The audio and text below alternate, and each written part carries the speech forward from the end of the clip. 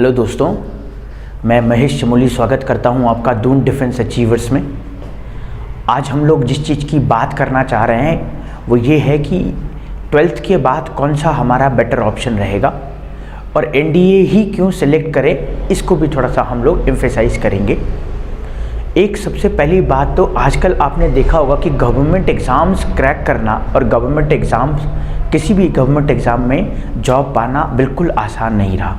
एक दूसरी चीज़ ये है कि आजकल के जितने भी गवर्नमेंट के एग्ज़ाम्स हो रहे हैं उनमें देखा जाए तो ये हो रहा है कि जल्दी से जल्दी सिलेक्शन नहीं मिलता। मतलब कोई बच्चा अगर पढ़ाई स्टार्ट आज करता है तो कितना टाइम लेगा, है ना। जैसे हम लोग भी कभी कभी सोचते हैं कि मैं अगर आज पढ़ाई करना स्टार्ट करता हूँ या आज किसी कॉम्पिटिटिव एग्ज़ाम की तैयारी करना स्टार्ट करता हूँ तो कब तक हमारा सिलेक्शन होगा, कब हमारे हाथ में जॉब आ जाएगी, है ना। कितना टाइम लगेगा, 1 महीना, 2 महीना, 1 साल, 2 साल, 4 साल, ताकि हम लोग उस चीज़ को एस्टिमेट कर सके, इमेजिन कर सके पहले से ही कि अगर 21 साल का मैं अभी हूँ या 18 साल का मैं अभी हूँ तो 20 या 21 साल के अंतराल में मेरे पास एक जॉब होगी, 2 या 3 सालों के अंदर या 1 सालों के अंदर या 6 महीने के अंदर।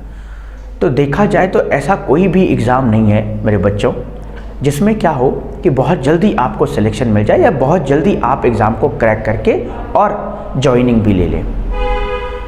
अब अगर 12th में अगर आप पढ़ रहे हैं तो ऑब्वियसली बात है 12th में हमारे पास लिमिटेड ऑप्शन होते हैं बजाय कि ग्रेजुएशन के। अगर आप ग्रेजुएशन के स्टूडेंट्स हैं तो हो सकता है कि आपको कई सारे ऑप्शन आपके पास हों, CDS का ऑप्शन हो, SSC का ऑप्शन हो और भी बहुत सारे ऑप्शन हो, बैंक PO का ऑप्शन हो, रेलवे के फॉर्म भर सकते हैं आप, या स्टेट लेवल में जितनी वैकेंसीज आ रही हैं उनको आप अप्लाई कर सकते हैं। लेकिन 12th के बाद जनरली जो है और बहुत हायर रैंक के लिए अगर आपको जाना है, अच्छी जॉब के लिए जाना है, तो एकमात्र ऑप्शन बचता है हमारा एनडीए। और भी हैं, ऐसा नहीं है कि सिर्फ एनडीए ही है, लेकिन ज़्यादातर जो पॉपुलर है या फिर ज़्यादातर जिस एग्ज़ाम के बारे में हम जानकारी रखते हैं वो एनडीए। एनडीए एक ऐसा एग्ज़ाम है जो साल भर में 2 बार होता है, अप्रैल और सितंबर में। इस बार का 2023 का अप्रैल का नोटिफिकेशन आ गया है, 18 से 24 तक उसका विंडो खुल जाएगी। विड्रो अगर आपको लगता है कि आप 11th में हैं या फिर आपको लगता है कि आप फॉर्म नहीं देना चाहते हैं, इस बार आप एग्ज़ाम नहीं देना चाहते तो आप इस बार इसको विड्रो कर सकते हैं। और अगर आप 12th अपेयर कर रहे हैं, अगर आप 12th में हैं या 12th पास आउट भी हो चुके हैं, लेकिन आपका जो एज का क्राइटेरिया है वो 16.5 से लेकर के 19.5 के बीच में अगर है तो आप उसे एनडीए को कंसिडर कर सकते हैं या एनडीए एग्ज़ाम दे सकते हैं। दूसरी बात ये रही कि भाई एनडीए का एग्ज़ाम साल भर में 2 बार होगा और ऑब्वियसली बात है साल भर में 2 बार पेपर होगा, अप्रैल और सितंबर में। पेपर होने के बाद जो है विद इन अ मंथ जो है आपको आंसर शीट मिल जाती है। विद इन अ मंथ जो है आपको आंसर शीट मिल जाती है एक, और 2 या 3 महीने के अंदर अंदर आपको जो है आपका मेरिट लिस्ट पता चल जाता है कि आपने कट ऑफ क्लियर किया है या नहीं। 2 या 3 महीने के अंदर आपको पता चल जाता है कि आप सेलेक्ट हुए कि नहीं। अगर आप सेलेक्ट हो जाते हैं तो इसके बाद एनडीए में एक एसएसबी का प्रोसेस स्टार्ट होता है। एसएसबी होने के बाद हमारा मेडिकल होता है और विद इन अ ईयर ये सारा प्रोसेस कंप्लीट हो जाता है।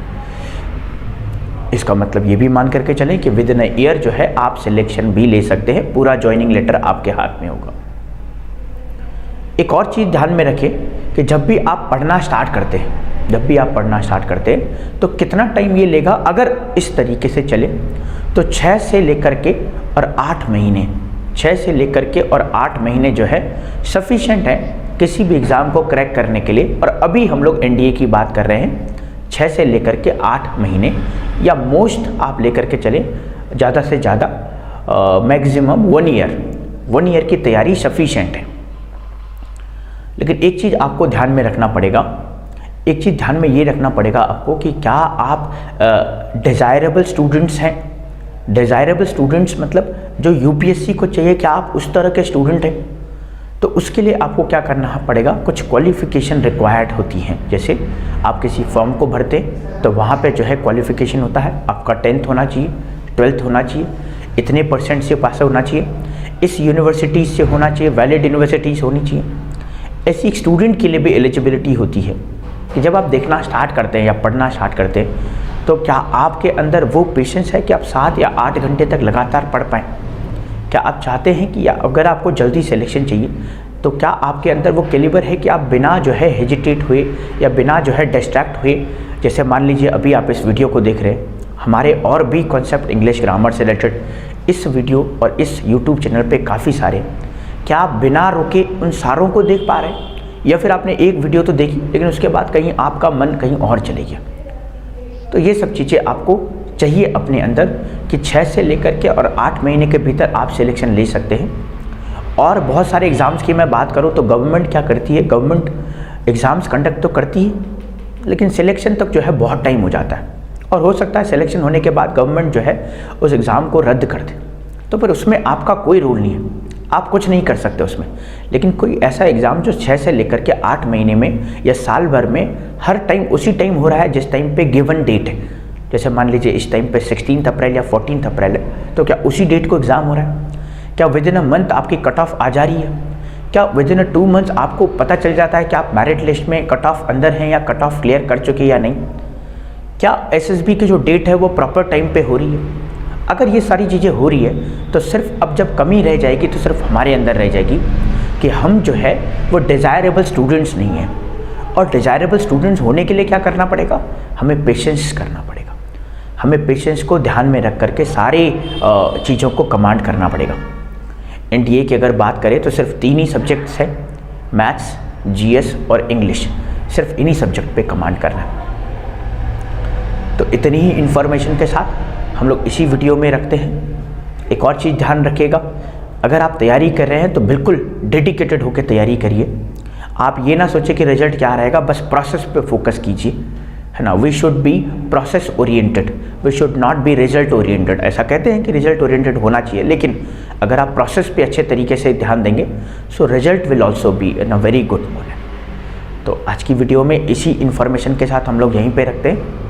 आप अच्छे रहें और पढ़ाई करते रहें। तब तक के लिए जय हिंद।